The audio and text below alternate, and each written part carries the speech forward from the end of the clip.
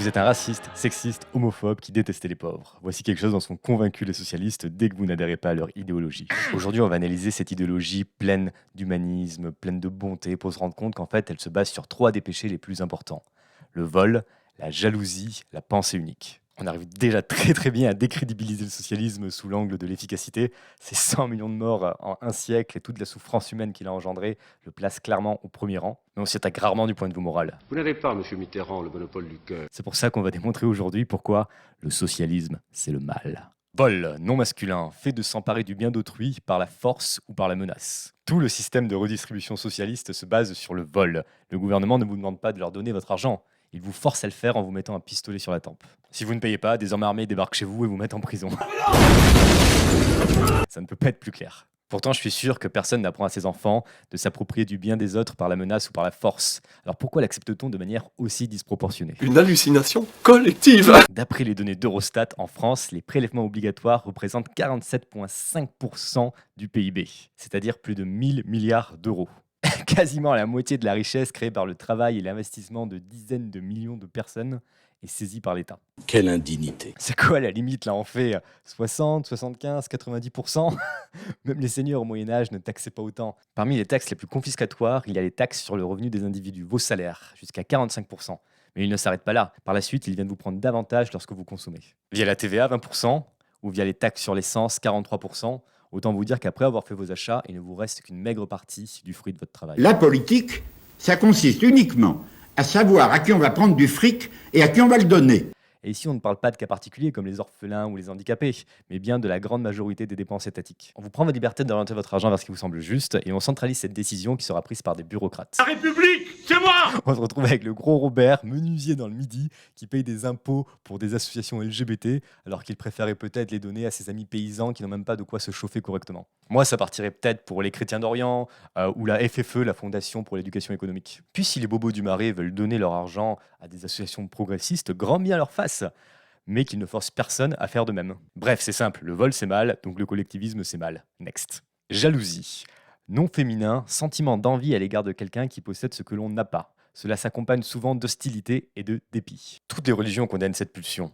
C'est un des 7 péchés capitaux, les parents apprennent à leurs enfants à ne pas la ressentir. Pourtant, la jalousie est bien la raison pour laquelle les collectivistes en veulent à votre argent. Comme s'ils en avaient la certitude que vous l'aviez volé, ou que vous l'avez gagné de manière malhonnête, ou que tout n'était dû qu'à de la chance. Elon Musk, qui est arrivé aux États-Unis sans argent, qui avait 2 jobs étudiants et qui était endetté de 100 000 $, mérite bien plus chacun des dollars qu'il a sur son compte en banque que toi, babos de 30 ans, qui touche le RSA et qui passe sa vie à fumer de l'herbe sur son canapé dégueulasse. Donc tu n'as aucune raison d'être jaloux de lui. Tout ce qu'il a est le fruit de longues heures de travail, de créativité et de prise de risque. Lui ne l'a volé à personne. Rand Paul, dans son livre Liberty Defined, nous apporte cette réflexion.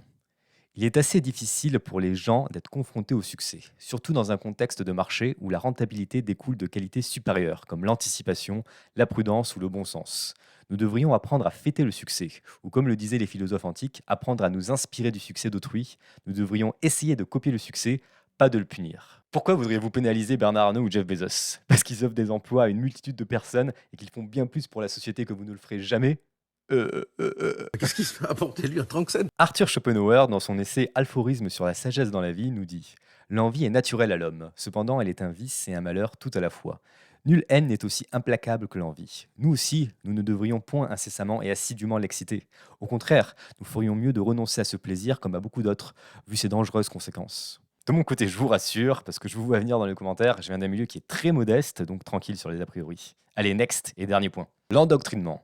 Non masculin, chercher à influencer, gouverner quelqu'un en lui imposant un modèle de pensée unique. Exemple, l'endoctrinement politique. C'est en résumé un enseignement qui interdit l'apprentissage d'autres perspectives. Et c'est ce qui se passe dans nos écoles et nos universités. Pourquoi les jeunes ne comprennent pas vraiment le principe de liberté? Parce qu'ils ne sont tout simplement pas exposés. Comme nous le rappelle Ayn Rand, auteur de La Grève, roman vendu à 10 millions d'exemplaires et qui est considéré aux États-Unis comme le livre le plus important après la Bible, cet endoctrinement résulte sur l'homme passif, lui qui se trouve à tous les niveaux de la société, dans les manoirs comme dans les bidonvilles, sa marque d'identification et sa crainte de l'indépendance. C'est un parasite qui s'attend à être pris en charge par les autres, qui veut suivre des directives, obéir, se soumettre, être réglementé, être instrumentalisé.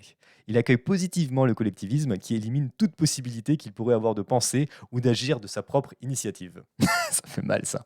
Puis n'oubliez pas, si vous n'êtes pas d'accord avec eux, vous êtes un raciste, homophobe, sexiste qui déteste les pauvres. Ils utilisent des jugements de valeur pour vous décrédibiliser ou même vous censurer. Moi, je vous recommande plutôt de combattre des idées et pas de faire taire des gens. Mais pourquoi faire-ils vous décrédibiliser plutôt que d'échanger sur le fond? Car votre liberté de penser vient se placer sur leur chemin de contrôle des richesses et donc du... Et c'est un système qui marche très très bien parce qu'en jouant sur la jalousie, ils arrivent à saisir votre argent et continuer à décider des programmes scolaires ou à subventionner les organisations qui défendent leur pensée unique. En prenant votre pouvoir économique, ils prennent votre liberté d'influence. Comme le synthétisait parfaitement Winston Churchill, le socialisme est l'évangile de la jalousie. En conclusion, que vous soyez noir ou blanc, musulman ou chrétien, immigré ou de souche, choisissez-vous la voie du vol et de la jalousie ou celle de la liberté de penser et d'agir? Dans tous les cas, je vous remercie beaucoup d'être resté jusqu'à la fin de cette vidéo. Si vous voulez me laisser un like ou un commentaire ou même vous abonner, ce serait très utile pour moi et ça me ferait aussi extrêmement plaisir. Merci beaucoup.